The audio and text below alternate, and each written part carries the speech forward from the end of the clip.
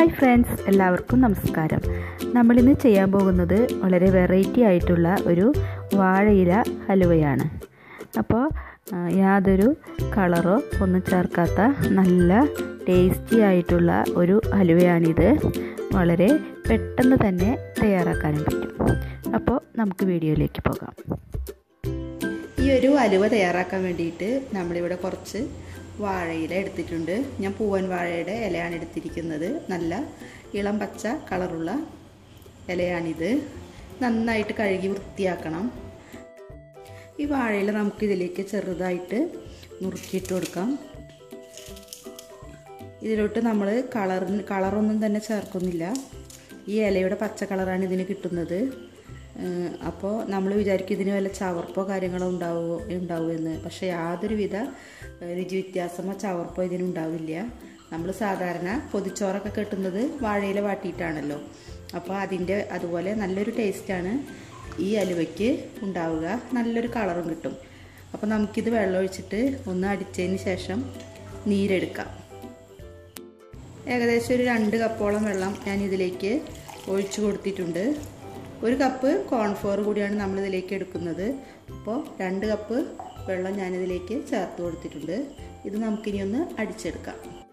വാഴയില അടിച്ചെടുക്കുന്നതിൽ നിന്നും ഞാൻ ഒരു 2 കപ്പോളം ജ്യൂസ് എടുത്തിട്ടുണ്ട്.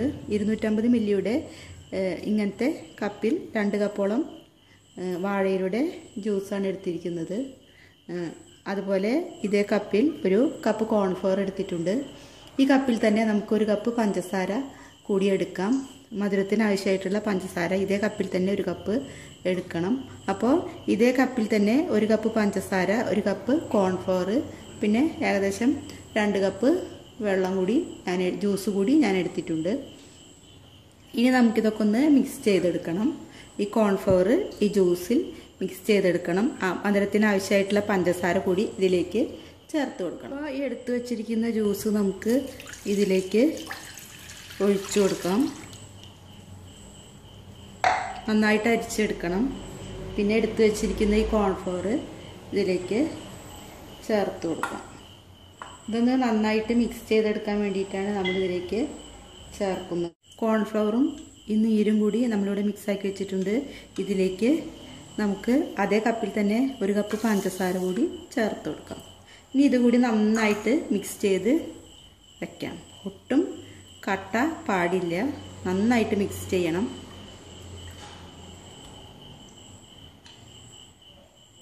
ഇനി നമുക്കൊരു പാൻ അടുപ്പിലോട്ട് വെച്ചതിന് ശേഷം അതിലേക്ക് ഒരു 2 ടീസ്പൂൺ നെയ്യ് ചേർത്ത് കൊടുക്കാം. അതിന് ശേഷം കുറച്ച് അണ്ടിപ്പരിപ്പ് നമുക്ക് വറുത്തെടുക്കാം. ഹലുവയിലേക്ക് ഇടാനുള്ള അണ്ടിപ്പരിപ്പാണ് നമ്മളിവിടെ വറുത്തെടുക്കുന്നത്. അപ്പോൾ ഈ അണ്ടിപ്പരിപ്പ് ജസ്റ്റ് ഒന്ന് ഫ്രൈ ചെയ്തെടുക്കാം. അതിനുശേഷം ഇതേ നെയ്യിൽ തന്നെ നമുക്ക് ഹലുവ തയ്യാറാക്കിയെടുക്കാം. ഇതിലേക്ക് തന്നെ നമുക്ക് കുറച്ച് ഏലക്കാപ്പൊടി കൂടി ചേർത്ത് കൊടുക്കാം. ഇത് നെയ്യിലോട്ട് ഇട്ടിട്ട് ചേർക്കുമ്പോൾ നല്ല ഒരു മണം ഉണ്ടാവും. ഇതിപ്പോൾ ഇവിടെ ഫ്രൈ ആയി വന്നിട്ടുണ്ട്. നമുക്കിനി ഇതൊരു പാത്രത്തിലേക്ക് കോരി മാറ്റാം. ഇതേ പാനിലേക്ക് തന്നെ നമ്മളിവിടെ തയ്യാറാക്കി വെച്ചിരിക്കുന്ന ഈ മിക്സ് ഒഴിച്ചു കൊടുക്കാം. നല്ല ചൂടോട് കൂടിയിട്ട് ഒരിക്കലും ഇത് ഒഴിച്ചു കൊടുക്കരുത്. ഇത് പെട്ടെന്ന് തന്നെ കോൺഫ്ലവർ ആയതുകൊണ്ട് പെട്ടെന്ന് തന്നെ കട്ടയാവും. അപ്പം നല്ല ചൂടോട് കൂടിയിട്ട് ഒരിക്കലും ഇത് ഒഴിച്ച് വെക്കരുത്. ഇത് ഒഴിച്ചതിന് ശേഷം നമ്മൾ ചൂടാക്കാൻ പാടുള്ളൂ. ഇളക്കിക്കൊണ്ടിരിക്കുമ്പോഴാണ് ചൂടാക്കാൻ പാടുള്ളൂ. അല്ലെങ്കിൽ പെട്ടെന്ന് തന്നെ ഇത് കട്ട പിടിച്ചു പോകും. അപ്പോൾ നമുക്കിതിലേക്ക് 1 ടീസ്പൂൺ വാനില എസൻസ് കൂടി ഒഴിച്ചു കൊടുക്കാം.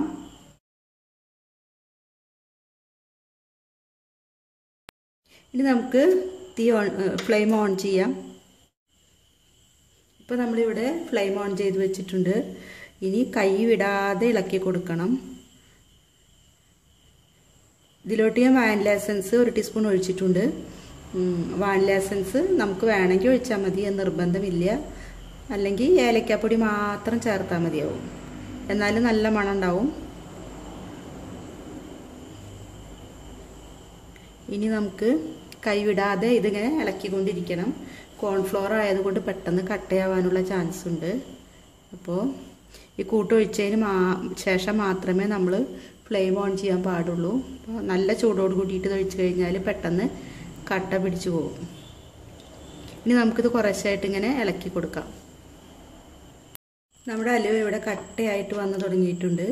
ഒരു നുള്ളു ഉപ്പ് കൂടി ഞാൻ ഇതിലേക്ക് ചേർത്ത് കൊടുത്തിട്ടുണ്ട്. അത് ഞാൻ പറയാൻ വിട്ടുപോയി. അപ്പോൾ നിങ്ങളൊരു നുള്ളു ഉപ്പ് കൂടി ഇതിലേക്ക് ചേർത്ത് കൊടുക്കുക. അപ്പോൾ ഹലുവ കട്ടയായിട്ട് വന്ന് തുടങ്ങിയിട്ടുണ്ട്. ഇനി ഇത് നല്ലവണ്ണം ഒന്ന് മുറുകി വരണം.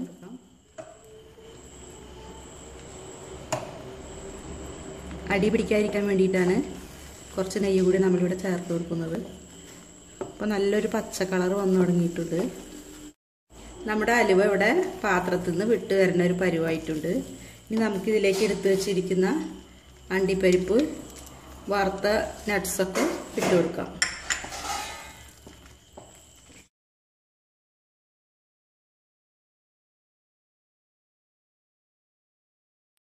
അപ്പോൾ നമ്മൾ ഒരു ട്രേയിൽ നെയ്യ് പുരട്ടി വെച്ചിട്ടുണ്ട്. ഇതിലേക്ക് നമുക്ക് ഈ കൂട്ട് ഒഴിച്ചു കൊടുക്കാം. ഹലുവക്കൂട്ട് ഒഴിച്ചു കൊടുക്കാം. ഇതിപ്പോൾ ഒരു ലൈറ്റ് പച്ച കളറിലാണ് വന്നിട്ടുള്ളത്. ഇതിന് നമുക്കിതിലേക്ക് ഒഴിച്ചു കൊടുക്കാം.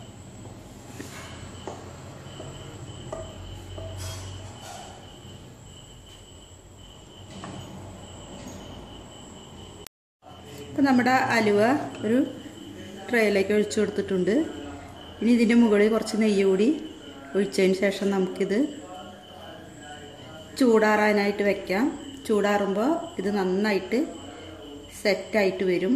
അതിന് ശേഷം നമുക്കിത് കഷ്ണങ്ങളാക്കിയിട്ട് മുറിച്ചെടുക്കാം. നമുക്കിത് ചൂടാറാനായിട്ട് വെക്കാം.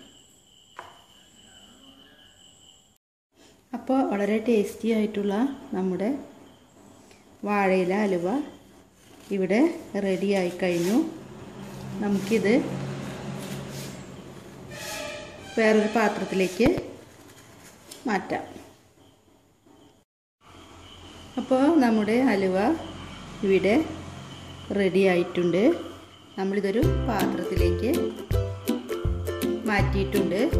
നല്ല പച്ച കളറുള്ള, കാണാൻ നല്ല ഭംഗിയും നല്ല ടേസ്റ്റിയുമായിട്ടുള്ളൊരു ഹലുവയാണിത്.